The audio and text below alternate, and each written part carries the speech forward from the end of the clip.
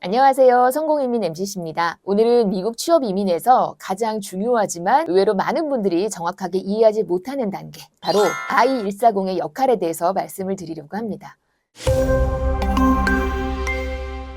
많은 분들이 취업 이민을 얘기할 때 노동청 승인, 문호, 인터뷰 같은 단계를 더 중요하게 생각들을 하십니다. 왜냐하면 그 단계들은 눈에 보이는 변화가 크기 때문입니다. 그런데 실제 실무적으로 보면 이 케이스의 방향을 결정짓는 핵심 단계는 따로 있는데 이게 바로 I-140입니다. 왜냐하면 이 단계에서 처음으로 이민국이 이 케이스 자체를 공식적으로 검토하기 시작하기 때문입니다. 쉽게 말하면 단순히 서류가 접수됐다가 아니라 이 케이스가 미국 이민법 기준에서 실제로 성립하는가 이 부분을 판단하는 단계라고 보시면 됩니다. 그래서 오늘 영상에서는 이 I-140이 정확히 무엇인지, 왜 중요한지, 그리고 왜 많은 케이스들이 이 단계에서 갈리는지까지 현실적인 관점에서 설명을 해드리도록 하겠습니다. I-140의 정식 명칭은 Immigrant Petition for Alien Worker, 즉 이민 청원서입니다. 취업 이민에서는 고용주가 신청자를 대신해서 미국 이민국에 제출하는 청원서입니다. 그런데 중요한 건 이게 단순한 신청서가 아니라는 점입니다. 많은 분들이 I-140을 다음 단계로 넘어가기 위한 형식적인 절차처럼 생각을 하시지만 실제로는 그렇지 않습니다. 이 단계에서는 신청자의 경력, 학력, 직무, 고용주의 조건, 재정 구조까지 전체 케이스가 하나의 논리로 성립하는지를 검토합니다. 즉 I-140은 단순한 서류 단계가 아니라 케이스 전체의 설계도를 검증하는 단계에 가깝습니다. 취업 이민 초기에는 대부분 학력이 있고 경력이 있고 고용주도 있고 직무도 정해져 있습니다. 그래서 겉으로 보면 충분히 가능해 보이는 케이스들이 많습니다. 그런데 이민에서는 가능성과 자격은 완전히 다른 개념입니다. 그리고 그 가능성을 실제 이민 자격으로 바꾸는 단계가 바로 이 I-140입니다. 이민국은 여기서 단순히 경력이 있는지만 보는 게 아닙니다. 이 학력이 직무와 연결이 되는지, 이 경력이 실제 직무 경험으로 인정될 수 있는지, 고용주가 실제로 이 직무를 필요로 하는지, 또 이 회사가 임금을 지급할 능력이 있는지, 이런 모든 흐름이 자연스럽게 연결되는지를 봅니다. 즉 I-140의 핵심은 논리의 완성도입니다.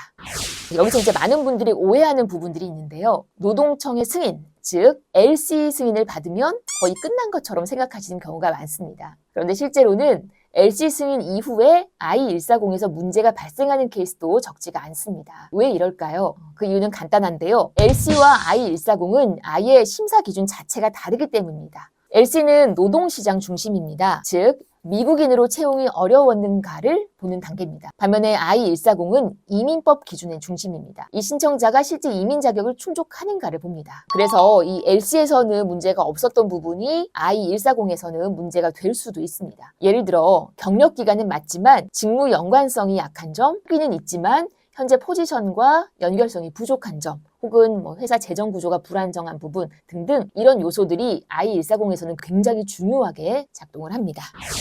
I-140은 모든 취업 이민에서 중요하지만 카테고리마다 보는 포인트는 조금씩은 다릅니다. EB2에서는 학력과 경력의 질적인 연결성이 굉장히 중요합니다. 단순히 석사가 있다라고 해서 끝나는 게 아니라 그 학위와 현재 직무가 얼마나 직접적으로 연결되는지를 봅니다. EB3 숙련직에서는 2년 이상의 경력이 핵심인데요. 여기서도 단순히 그 기간만 채우는 게 중요한 게 아닙니다. 그 경험이 실제 직무 수행 경험으로 인정될 수 있는지가 중요합니다. EB3 비숙련은 상대적으로 경력 요구는 낮지만 대신 다른 요소들이 강조됩니다. 대표적으로 고용주의 안정성, 또 임금 지급 능력, 그리고 직무의 현실성입니다. 결국 카테고리가 달라도 이민국이 공통적으로 보는 건 하나입니다. 이 케이스가 구조적으로 설득력이 있는가? 이 질문인데요.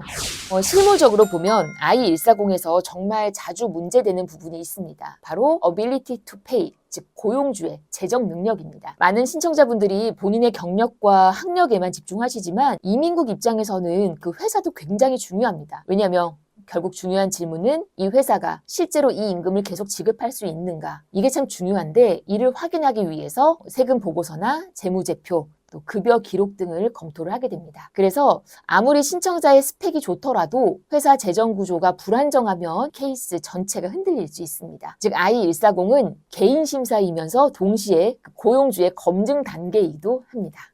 I-140에서 또 하나 중요한 개념이 있는데요. 바로 프리오리티 데이트, 즉 우선 일자입니다. 이 날짜는 단순한 기록이 아닙니다. 특히 EB3처럼 문호가 존재하는 카테고리에서는 사실상 대기 순번 역할을 합니다. 즉 몇 개월 차이로 전체 영주권 진행 시기가 크게 달라질 수 있습니다. 그래서 취업 이민에서는 속도보다는 언제 들어왔는가가 훨씬 더 중요하게 작동하는 경우가 많습니다. 이 의미에서 보면은 I-140은 단순한 서류 단계가 아니라 시간의 흐름을 결정하는 기준점이라고 볼 수 있습니다. 자, 실무적으로 보면 I-140 단계에서 케이스의 완성도가 거의 그대로 드러납니다. 경력, 학력, 직무, 고용주 구조가 하나의 흐름으로 자연스럽게 이어지면 상대적으로 안정적으로 승인이 됩니다. 반면에 이 중 하나라도 어긋나면 그 부분에서 추가 설명이 필요해지고 리스크가 커질 수가 있습니다. 그래서 I-140은 단순 행정 절차가 아니라 이 케이스가 논리적으로 완성되었는가를 검증하는 핵심 단계라고 보시면 됩니다. 보통 취업 이민에서 속도를 중요하게 생각들을 하시는데요. 물론 중요합니다.